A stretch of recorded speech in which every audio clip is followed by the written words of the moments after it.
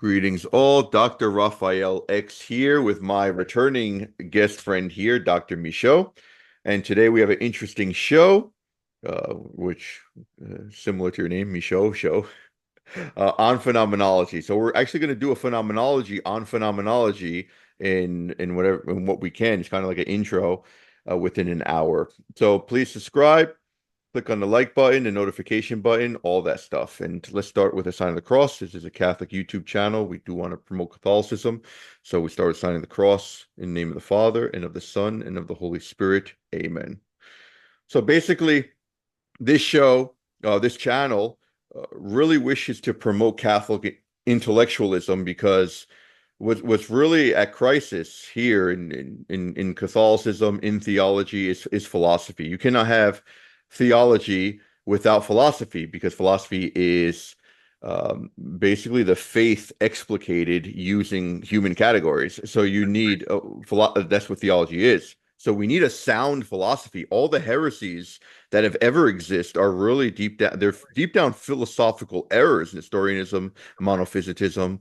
So we need a sound philosophy, and some philosophies are in their foundations, they cannot really be compatible with Catholicism because they negate realism.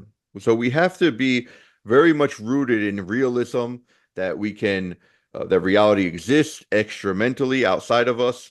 We can know reality, that reality is deep down unchanging. So these are the tenets of realism that is net now within realism there's pluralism, which is fine, and right, sound pluralism within Catholic orthodoxy in philosophy. And like for example, so we have modernism, and modernism would be the reason it's the heresy of all heresies, or the sum of all heresies, as St. Pius X called it, is because it provides a philosophy in its foundation that makes revelation, makes Catholicism impossible, and really all other types of revelation is impossible. So today we're talking about phenomenology and how it's kind of we're going to critique in a sense that it doesn't really promote realism. It doesn't. Its whole purpose is to, and you correct me, Dr. Michaud, is to get back to the things themselves. I think that was the motto of Husserl, Edmund Husserl, who is the founder of phenomenology, which took a tremendous deviant turn. Dr. Michaud will talk about that, of course. And really, does it do what it wants to do? And it seems like it does the contrary. It makes the phenomenon, right? What is the manifestation, the reality itself? It seems like it does this Kantian twist of turning the phenomenon, which is supposed to bring us to the noumenon, using Kantian terms, the thing itself, even though Kant believed we couldn't get to the thing itself. And that's what the reason it turned it had a Kantian turn. It turns the phenomenon into ontological reality, and that's where this idealist twist is happening in phenomenology, and that's why it's truly there's an end to it, as we were talking about before the show. So yeah, Dr. Michaud, if you can kind of briefly talk about phenomenology, kind of where it went wrong, where's it going wrong, what do you see it actually, what's its future, and why is it not sound? Hmm. Uh, Good day, Raphael, and it's a pleasure to be here to discuss another important topic within the context of Catholic thought. And I really appreciate your efforts to, as much as possible, bring forth the philosophical issues which are vital for maintaining a strong philosophical foundation within Catholic thought. That foundation, in certain respects, has been eroded by various schools of thought and various educational endeavors. However, what you're doing, I think, is very important work. Maintaining a kind of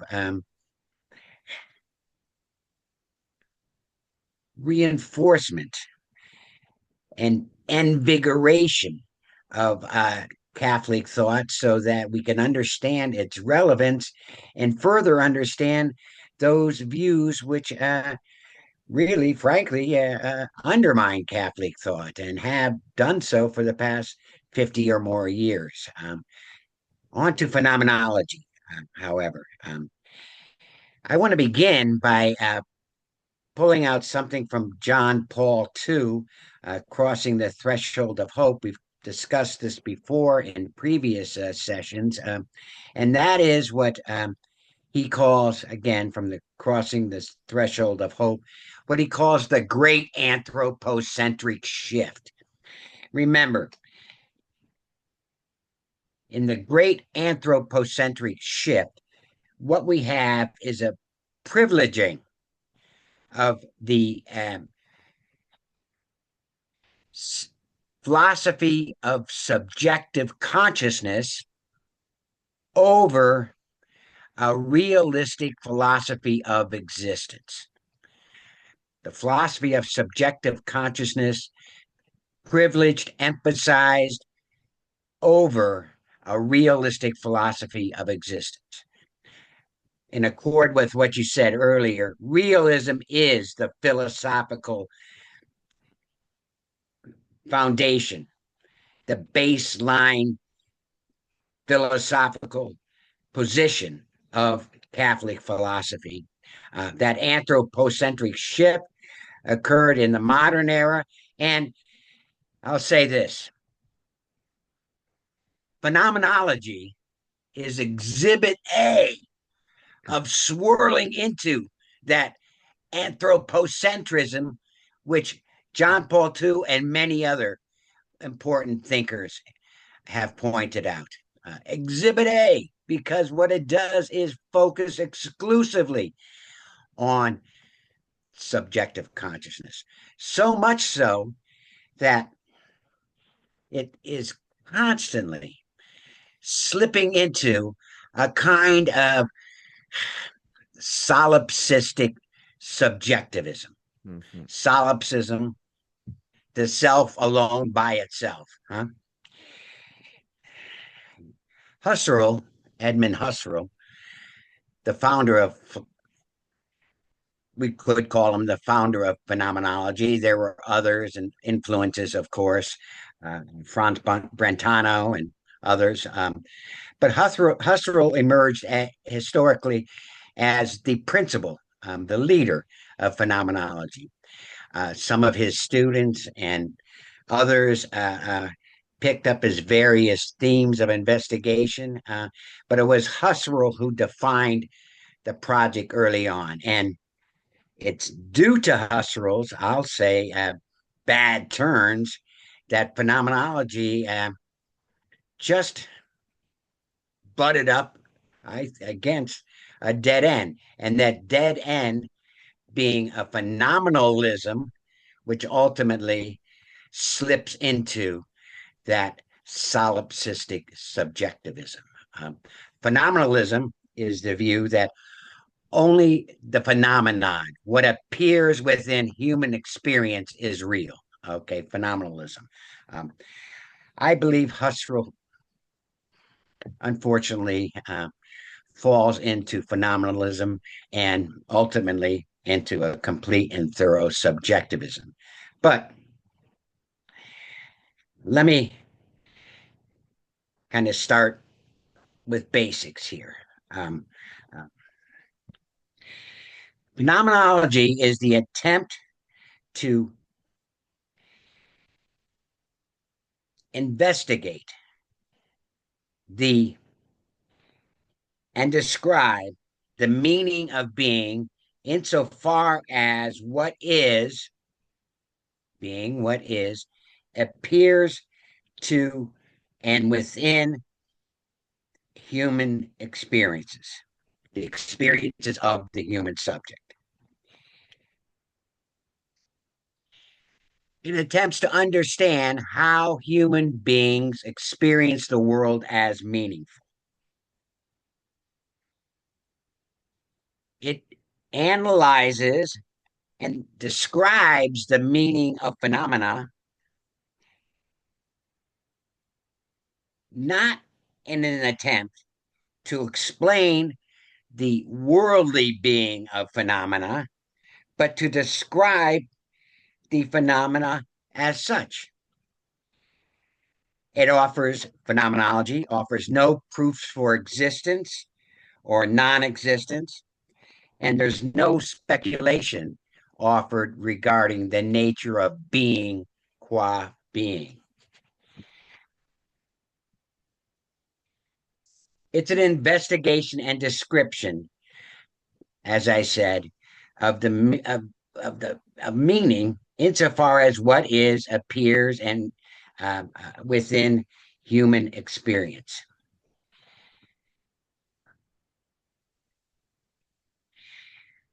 What really led Husserl to the radical turn he took was his pursuit of certainty in a Cartesian way. I mean, That's right. Descartes wanted to uncover the indubitable. Husserl is chasing apodictic certainty, incontrovertible certainty, apodictic certainty. And in doing so, what emerges is the question of the genesis of meaning. How does meaningful phenomenon emerge in human experience?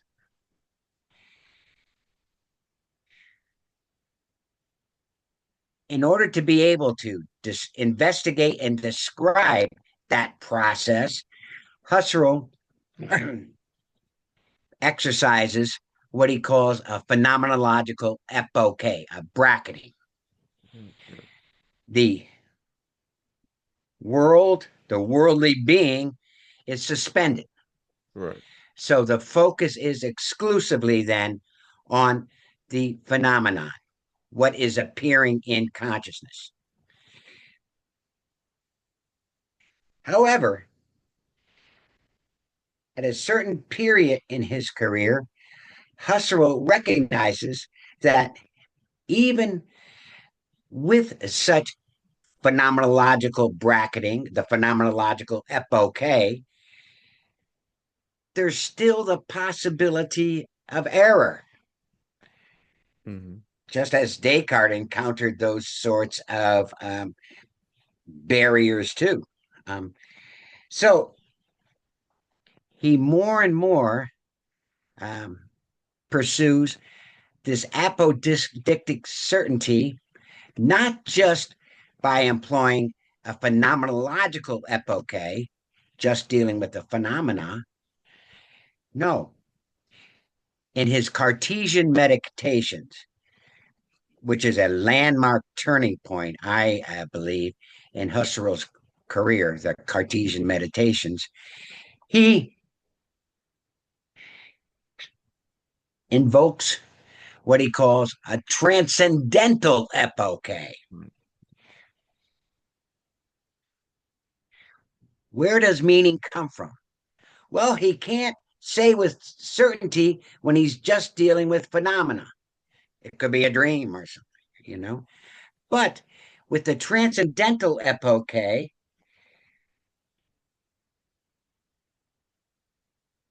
the source of meaning becomes identified as the ego cogito itself.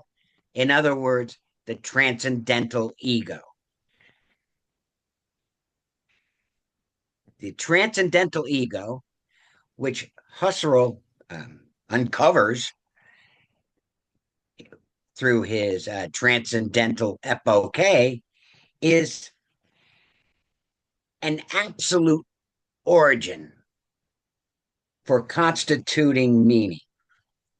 This transcendental ego is not in any way relative, not in any way related to objects in the world. It is the origin and genesis of meaning itself. Right. Right. The transcendental ego constitutes meaning. One might even say it creates the meaning. And Husserl's aim is to analyze that process and identify the structures that are in place in constituting meaning. Now, keep in mind, the transcendental ego is absolute. That is contrasted with the empirical ego, the empirical versus the transcendental ego. The empirical ego is relative, transcendental ego, absolute. The empirical ego is affected by something outside of itself, the world. The empirical ego then is related to something outside of itself.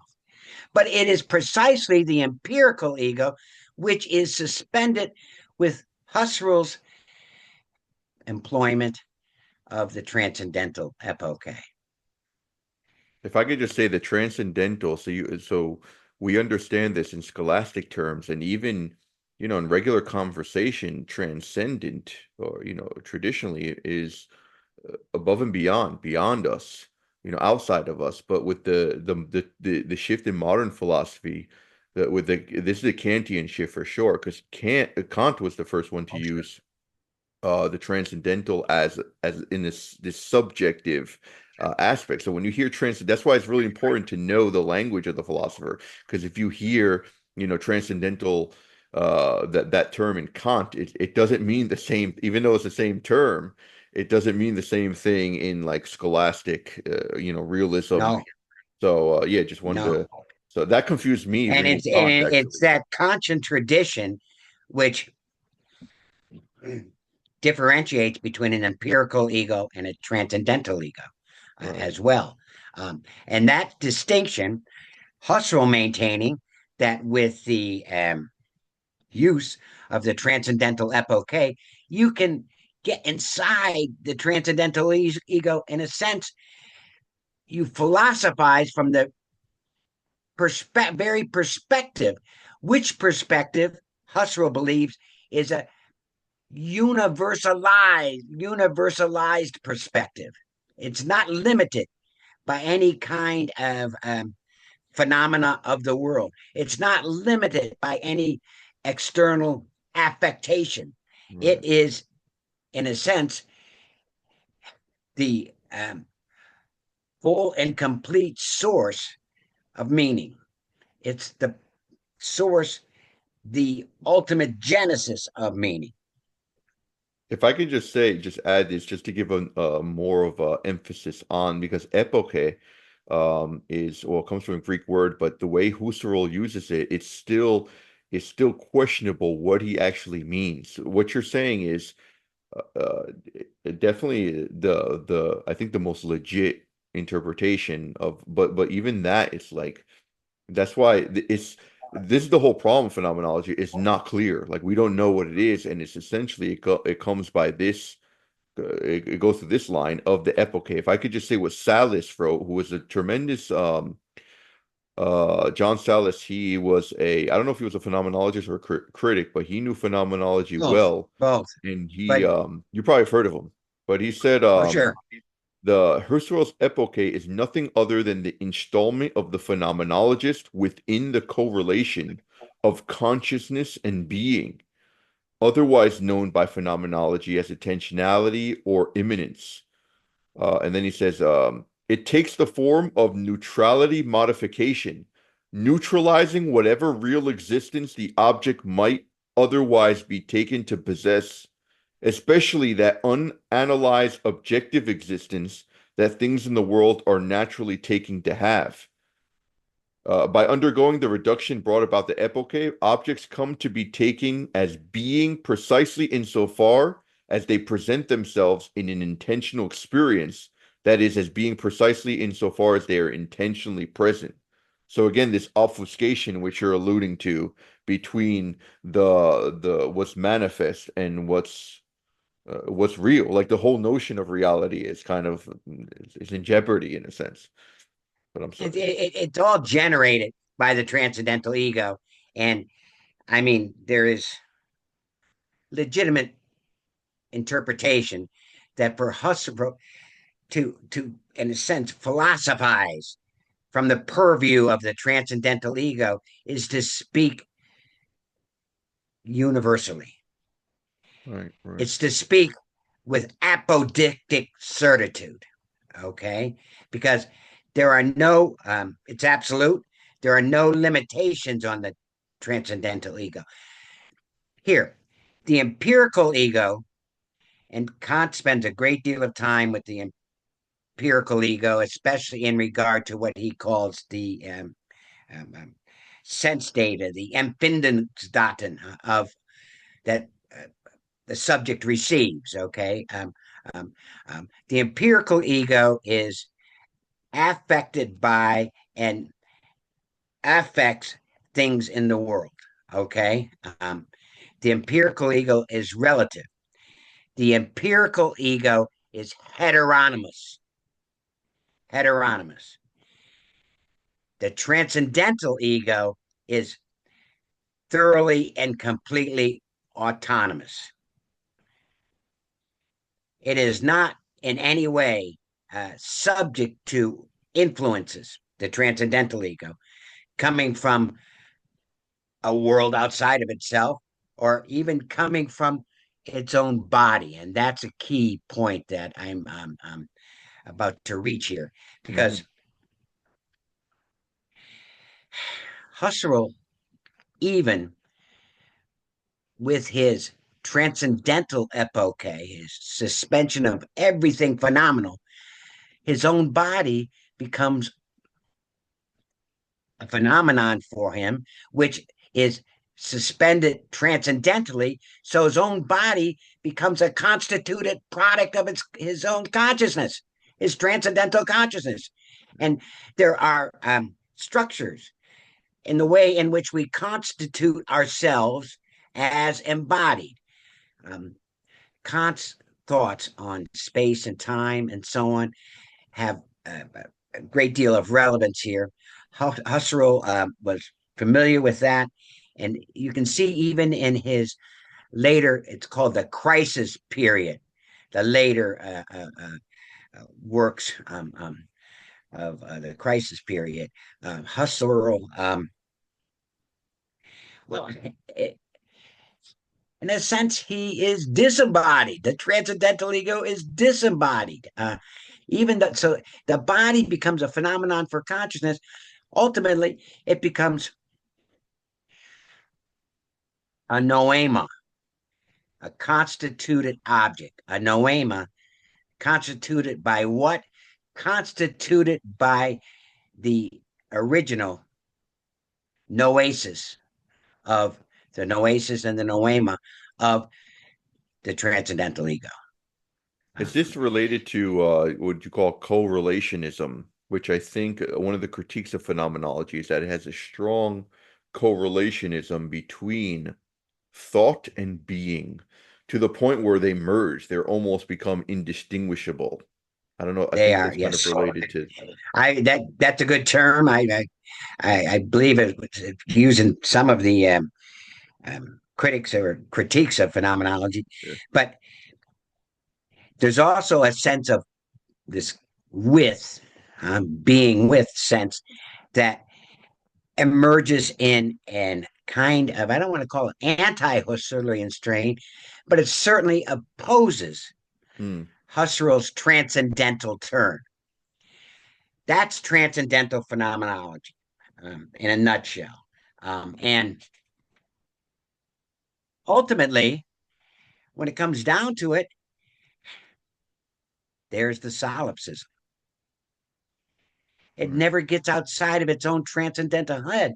But for Husserl, that wasn't so much of a problem because if one could reach through these machinations of consciousness, moving from, I left out the eidetic epoche, not so important, but the main are the phenomenological versus the transcendental.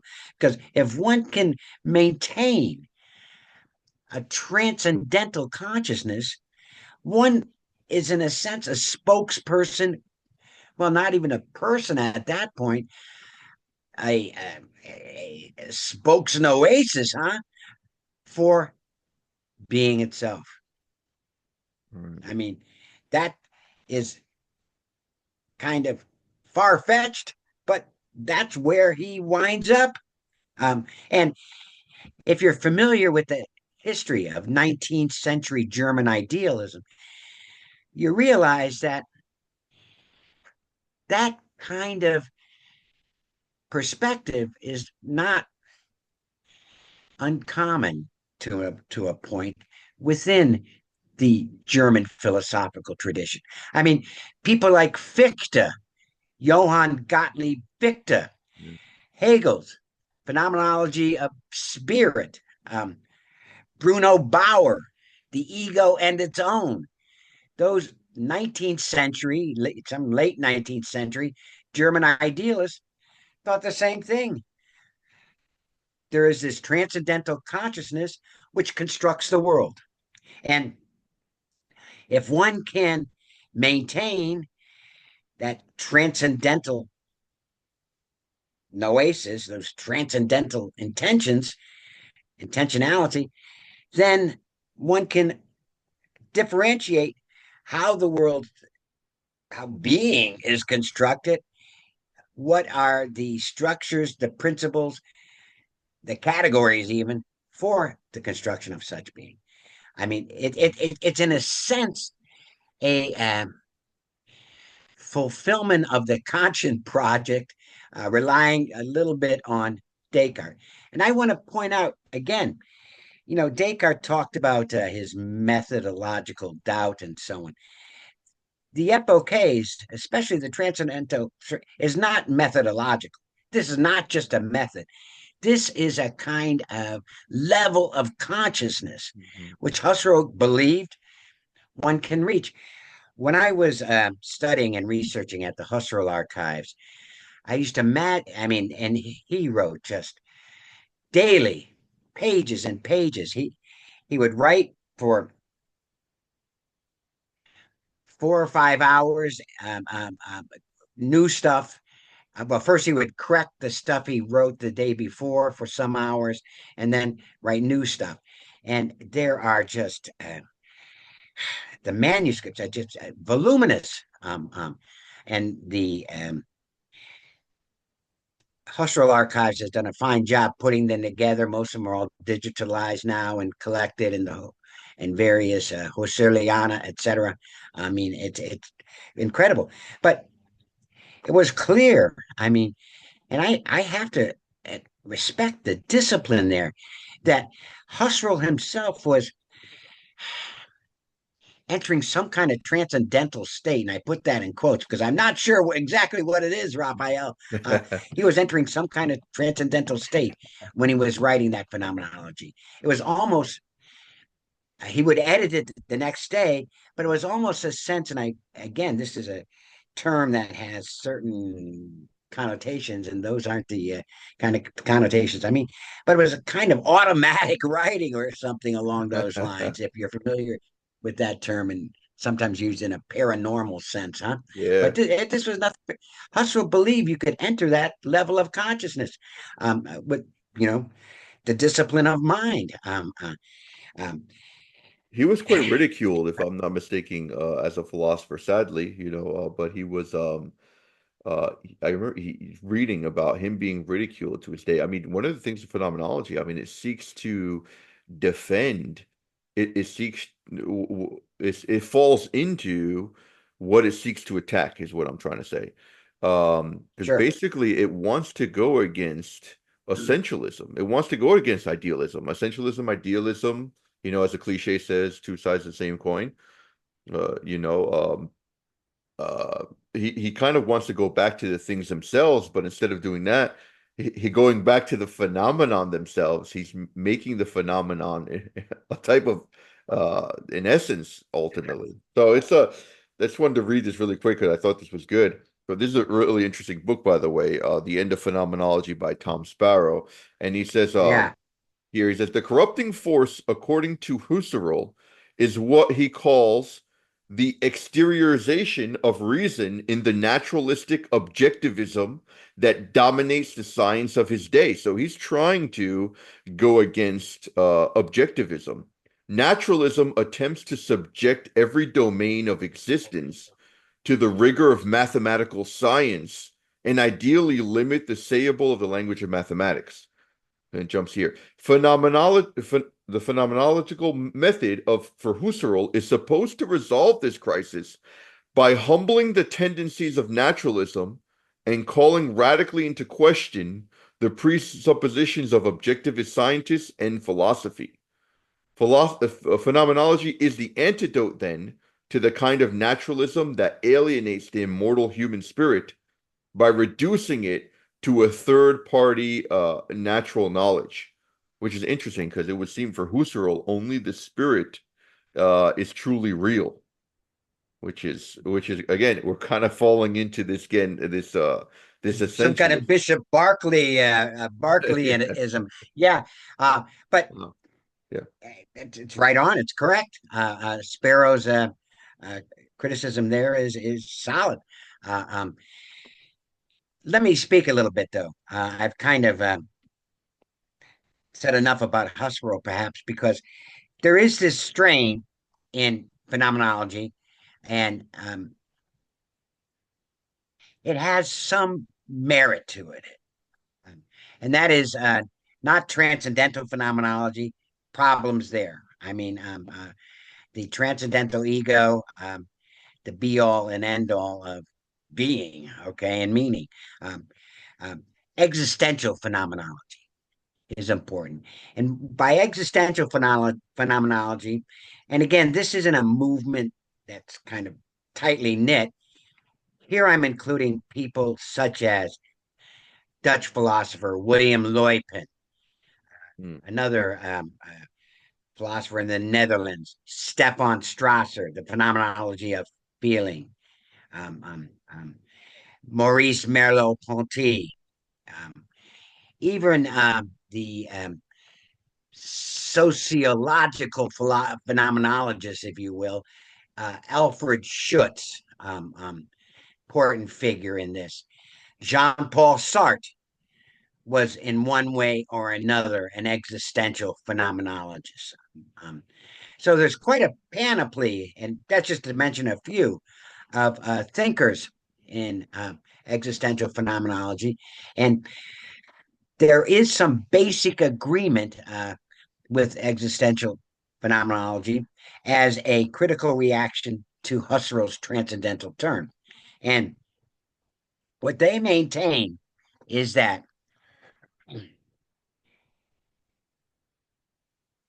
human being is embodied being in a world with others. Embodied being in a world with others. Okay. That, according to existential phenomenologists, is the original datum of human experience. Embodied being in a world with others. In one short expression, human existence is coexistence. That's where that these co-relationships emerge. Heidegger too would be of this ilk. Okay, human being is embodied being in the world with others. Okay, um, that's where they begin. Consequently, they can perform a phenomenological epoche, but make no transcendental turn. They, in fact, reject the transcendental ego. Now, there are further complications with someone like Jean Paul Sartre, but remember, one of his early works was entitled The Transcendence of the Ego. Um, the transcendental ego is dismissed, not uh, pursued for the existentialists. In fact, they maintain the basic, let's call it, for lack of a better term, axiom of existentialism, existence precedes essence. Hmm. Human being in the world, uh, human embodied being in the world is the source of essence, meaning. Meaning comes from the. Consequently, they are thoroughly involved with the empirical ego, the kind of metaphysical universalizing that the transcendental ego accomplishes is not at all a factor for the existential phenomenologist. Um, the human being is relative, it is heteronymous, it's influenced and influences what's outside itself. Um, and here's a very important distinction in regard to the genesis of meaning. Remember, ultimately for Husserl, once performing the transcendental epoche, all meaning arises from the transcendental ego. Right. Transcendental ego becomes coextensive with being in that sense. Right. It Right. is Right. the origin and source of being.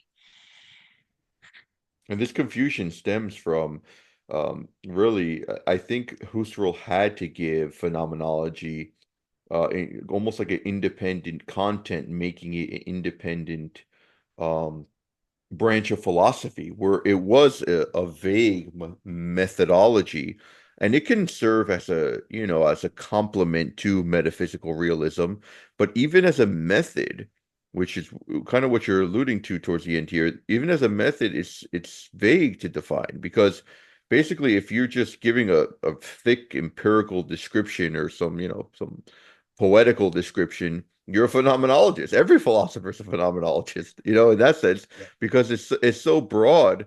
You can't define it, and in that sense, because it's really not you can't delimit it. It has fallen itself in its content to that lack of delimitation. It's almost anything goes, which really becomes, it falls into this kind of uh how would you say, this kind of this chaos in content falls to the other extreme of this tyrannical subjectivism, where the subject becomes really the dictator in a sense, or the arbiter rather, of truth, and it's through the epoche. So I don't know, basically. No, uh that's precisely it. And the aim is the pursuit of this apodictic certainty. And I guess it was Sparrow you read on the opposition to naturalism. right. That's what that was the crisis Hustler referred to. The culture's capture by the positivism and that naturalism. Uh, Right. However, there were those on the other side that uh, claimed Husserl was committing psychologism, ultimately turning his transcendental investigations into a kind of psychological mapping of Right. consciousness. So it went back and forth. But existential phenomenology, um, there are some merits Right. to what they did. First of all, we know, for instance, that in within the realism of Catholic philosophy, um, um, there is an affirmation of the body. We are embodied beings. Existential phenomenology recognizes that entirely. And because they do, in regard to the genesis of meaning, they differentiate between the pre reflective and the reflective. Right. The pre reflective is a kind of immediacy, Hmm. knowing this as an embodied being, knowing the things and others in the world on this basic I don't want to call it an intuitive level, but it's not a level that is reflected and thereby a process through which um, the noesis constitutes a noema. Okay. No, no, no. It's a kind of immersion as an embodied being in the world, pre-reflective. And for instance, Maurice Merleau-Ponty talks about such interesting phenomena as the motility of the body, how we learn to navigate walking down a busy sidewalk in the city. We can navigate the sidewalk without reflecting on what we're doing. It becomes, or in athletics, there's a kind of muscle memory, if you will, the motility of the body, which enables us to navigate the world. Uh, um, um, Quite a significant insight. Something that is not done, I put this in quotes, intentionally. It's in a sense intentional, but it's not the result of a reflected intentionality. Okay. Um, it happens on that um, heteronymous, embodied, empirical level. Okay. And that is I think, significant insight. Um, um, Yeah. of course, with the existential phenomenology, the pre-reflective as a kind of foundation for the reflective, and it's the pre-reflective which binds us to the world. And At times, we're not fully aware that we're absorbing these pre-reflected meanings, uh, but we act on them, and we ultimately they can become a part of our reflective process. Mhm. Um, And that's very much in line it's with here, the Kantian yeah, a priori categories, in the sense that we're built in with these, we just have them. We're kind of built in with these categories that exist a priori, and through them, we interpret the reality. We order reality through the categories that we have even before we have experienced anything, right? Which would be akin to or equal to the transcendental ego in that sense. So yeah, very yeah. interesting. But for the existential phenomena, these aren't categories of the mind, so to speak. These are categories. No, that's the wrong word. I don't want to use the word categories. These are aspects, features of our embodied pre-reflective consciousness. We relate to the world in ways. Some of these ways are kind of automatic. Others are learned, and uh, by habit, they become just part of us. You know, how often have you said, when you're driving, you know, I'm on. Wait a minute, I've been driving on automatic pilot, huh? It's kind of this pre-reflective immersion in the world, the way we act and react within the world, is a kind of automatic pilot, autopilot, huh? That we can make through the world. But isn't it true But that the existentialist phenomenologist does seem to, I mean, even though there's merit, of course, in a type of reductionism can have its merit, of course, because existentialism could be reductive in sense to the concrete and existent. But doesn't it seem like, because at least Ponti, which you mentioned, he said, I cannot imagine an object in itself, the existence of an object in itself. So in a sense, doesn't this isn't it true that this extreme of, even though it does have its merits by combating some idealistic, or essentialism, it kind of falls back into that which is is combating. Because again, once you focus on the concrete existence of things, the phenomenon, that becomes, again, this that becomes, you fall into a dogmatism, in a sense. There's a falling back into a dogmatism, which you're back into what you're combating: naturalism. You're combating essentialism. You're trying to combat idealism. but you fall into a ferocious dogmatism being an existentialist because you kind of just believe in the concretes. And in a sense, you would have to, and Hume kind of had this dilemma too, you would have to be the arbiter of truth. Like there's no other way around it.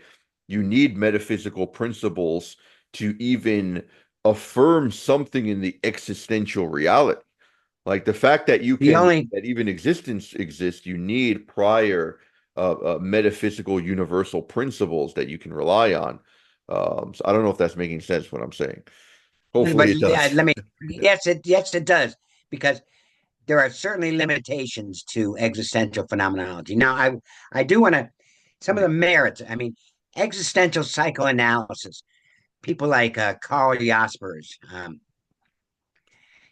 got involved in that and had some terrific insights of what he called the Grenzsituationen, the boundary situations, um, um, kind of that these extreme situations or anxiety filled situations in which we come to a sense of our own mortality. We come to a sense of a relationship, even to now, here is in the traditional sense, to a transcendence above and beyond us. Okay. Uh, um, so, I mean, and as I mentioned, existential psychoanalysis and existential psychiatry have had some significant advances, in particular with mental illness, diseases such as schizophrenia, schizoaffective, and whatnot. There's merit there because you're dealing with the pre-reflective consciousness and how that can influence. But there is that uh, problem, and remember, you're always within consciousness. Now, consciousness can be, so to speak, an open door to consciousness, where you're relating to other consciousnesses in the world in some way. They often talk about many existentialists. Stefan Strasser has a whole study book on the phenomenology of feelings, empathy, our meanings we're getting from others. Okay. And understanding those meanings and how they influence our own phenomena, those meanings we have within our experience. Very important. They also recognize that who and what we are as human beings is that we're incomplete without others. We need others, and others need us. Um, Heidegger, although Being in Time, chapter 4 of Being in Time on the mit side, being with, is one of the most sorely adumbrated sections in any philosophical work. Poorly developed. It needed much more development. But he did recognize at least that being with, the mit sign, being with, is crucial to what we are as human beings. Um, he never took it any further. I guess there's a lot of discussion. One could say perhaps it was his own situation within the culture of Nazism that that was a kind of barrier to him Yeah. fully exploring what it means to have that kind of care. Max Shaler, however, in Man's Place in Nature, and in his studies on the on ethics, was very taken with phenomena such as fellow feeling, a kind of um, um, how should I put it, sympathy, the nature of sympathy. Max Shaler, a kind of sympathetic connection between people. So there's this focus on love and the origins of love, and how love can. Emmanuel Levinas, Mhm. someone else in this strain of thought, um, totality and infinity, is another thinker who recognizes this original datum of human experience, embodied being in the world with others. Um, all important. But some of the wrong turns existential phenomenology has made, you're right. Ultimately, they continue to swirl within consciousness. Now, they expand consciousness. Consciousness is heteronymous for the existentialist. Nonetheless, it's still consciousness. It's still anthropocentrically absorbed. You can't get away from it. And that's a real limitation, I think. And finally, it is the existentialists which spawned existential phenomenology in one way or another, which spawned the postmodern language thought. One of the early works of Derrida is Jacques Derrida is an analysis of Husserl's essay, The Origin of Geometry. I read The Origin of Geometry, Husserl's essay. I had no idea what the origin of geometry was. Then I read Derrida's analysis or interpretation of the origin of geometry, and well, I had no idea what he was writing about. It was just like, what? What? uh, that kind of hermeneutic philosophy, that interpretive philosophy, they begin to more and more, without making a transcendental turn, maintain that this we human subjects embodied being in the world with others principally and mainly constitute within our consciousness what that world is in and through language. In and through language. Language becomes the sign of the nature of our experiences. Language becomes a window to what how we constitute meaning and how we act and interact with meaning. That kind of semiology, um, in many ways, grew out of existential phenomenology. Husserl never really engaged in such an investigation of language and never accorded it the kind of centrality in consciousness that the existential phenomena, many of the existential phenomenologists did, and then ultimately the postmodern types, Derrida, Saussure, etc. So Foucault. Um, so for them, everything is kind of it. You move from a phenomenon of consciousness, which is in one way or another, it's just a creation of your own consciousness, constituted by your own consciousness. You move from that to a kind of transcendentalism, which is wildly universalized, huh? Become a mouthpiece for being itself, to everything is a sign. Everything is a sign. And it's uh, difficult, challenging to identify the meaning of a sign. Um, those distinctions the postmodernists make between langue and parole, for instance, and um, that craziness. And it's curious, Raphael, and with this final point, how much this has influenced current culture, because the woke, for instance, are just enchanted by signs, They'll take words out of context, uh, and attribute them to their enemies, or if they like it. I mean, the meanings are not in any way set. They are whatever we intend them to be. Mhm. And finally, and this is serious, related back to what you were saying earlier, there is no criterion for truth, no genuine criterion for truth. What are they left with? Nothing but intersubjective verification.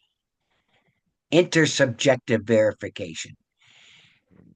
If you can get, or if people agree with you, then it's true, regardless of whether it's really true. Huh? Um, Intersubjective verification is their only, it's flimsy to be sure, criterion of truth. They don't want to go to rational principles because that takes you into rationalism and ultimately a kind of scientific positivism. Huh? They don't want to go that route, but they don't want to be totally anarchic. No, they're left with intersubjective verification. And that's precisely, given social media and legacy media, et cetera, that's precisely where we're at today. What are the criteria for truth? That's right. That's right.